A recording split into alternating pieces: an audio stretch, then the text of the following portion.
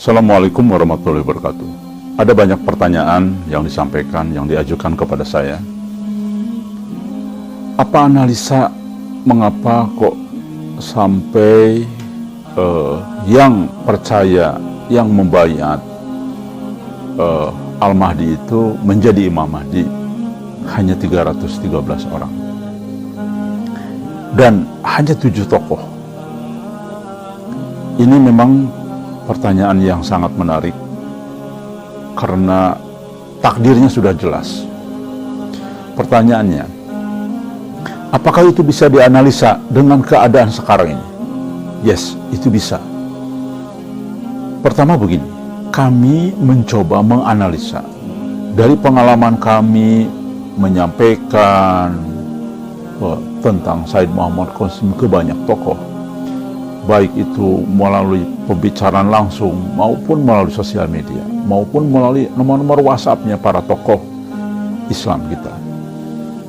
Ternyata ada 2 hal menurut kami mengapa kok takdirnya Al-Mahdi itu hanya dibayat oleh sedikit orang dibandingkan dengan jumlah umat Islam yang miliaran.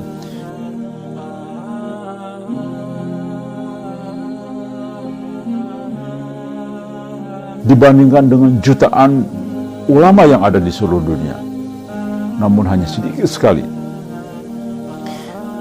Dari hasil kesimpulan kami ada 2 hal. Pertama, insya Allah ini perkiraan dan analisa kami.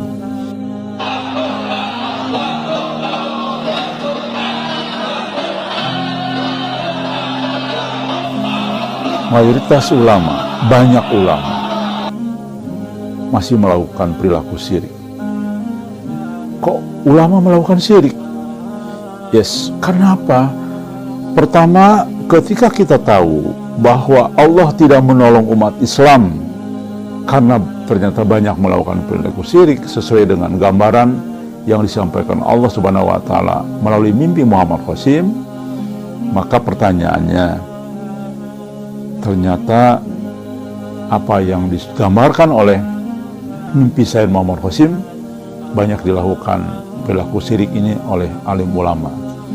Pertama contoh, Sayyid Muhammad Qasim di dalam mimpi yang Allah sampaikan tentang cium tangan, ternyata banyak melakukan kekeliruan dalam cara mencium tangan. Karena mencium tangan dengan berhadapan orang yang dicium tangannya dan yang mencium, kemudian menundukkan badan, itu sudah termasuk perilaku syirik. Itu contoh kecil. Yang contoh kedua, di hampir seluruh ulama mayoritasnya itu banyak memajang foto-foto pribadinya, foto-foto dengan ulama yang lain dan sebagainya.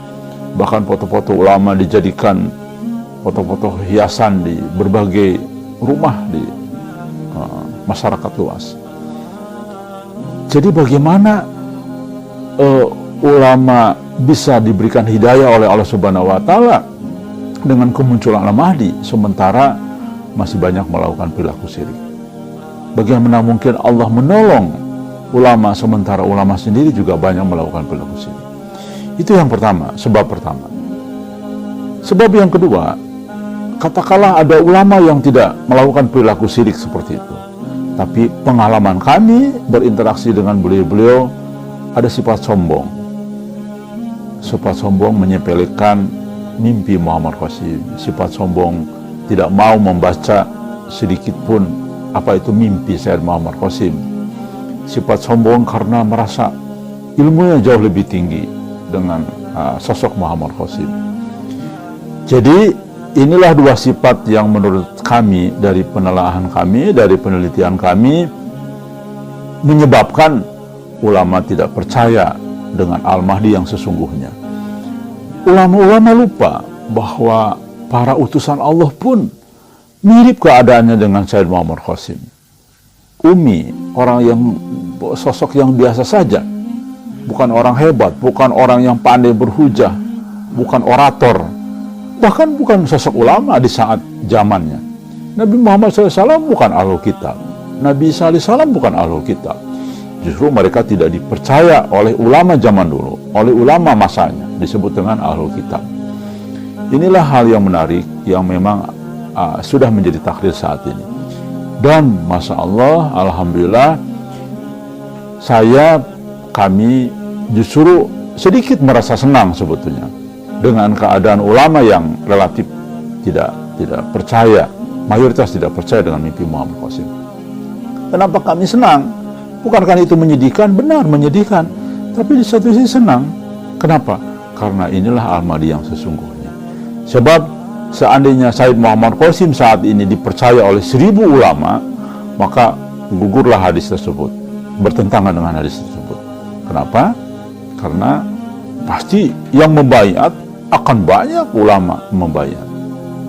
Jadi saya pikir kurang lebih demikian. Demikian juga umatnya. Pasti akan jutaan, mungkin ada ratusan juta orang yang akan hadir ke Mekah saat nanti. Tapi takdirnya sudah ditentukan, sudah diinformasikan, hanya 313 orang. Saya berharap informasi ini didengar oleh alim ulama. Saya mohon maaf, saya agak keras dalam bicara ini, karena waktunya sudah sangat dekat.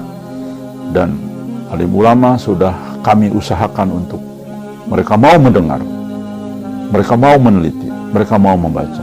Namun itulah fakta yang terjadi. Dan ini sebetulnya sesuai dengan mimpi Sayyid Muhammad Qasim, bahwa ulama memang relatif tidak akan percaya, mayoritas tidak akan percaya, hanya sedikit yang percaya. Mereka mengabaikan, mereka tidur dengan kenyamanan, berbagai kenyamanan yang ada. Bahkan saya pribadi dan kami merasa sedih. Ulama sekarang ini mayoritas, banyak lah, bukan mayoritasnya, hidup bermewah-mewah, hidup bermegah-megah. Rasanya kalau ulama pakai motor itu seperti sesuatu yang tidak pantas saat ini. Maka inilah salah satu penyebab sepertinya ulama sudah terseret dengan hubu dunia dan melupakan berbagai peristiwa yang akan segera terjadi di akhir zaman.